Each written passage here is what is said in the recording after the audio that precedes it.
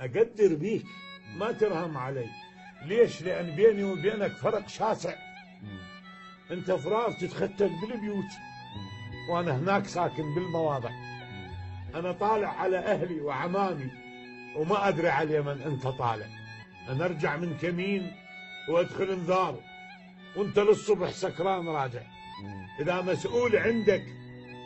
مسؤول عندك يحمي ظهرك ونفسيته مريضة وبيك طامع وتداوم ببيته بلا تدريب، ولا تسمع بعد صوت المدافع ونماذج تارس جيوبك نماذج، والممنوع عندك ماكو مانع.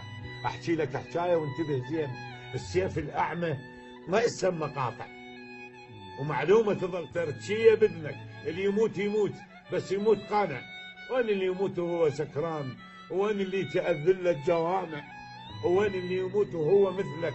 وين بدمه متحنيه القواطع؟ وين العسوات؟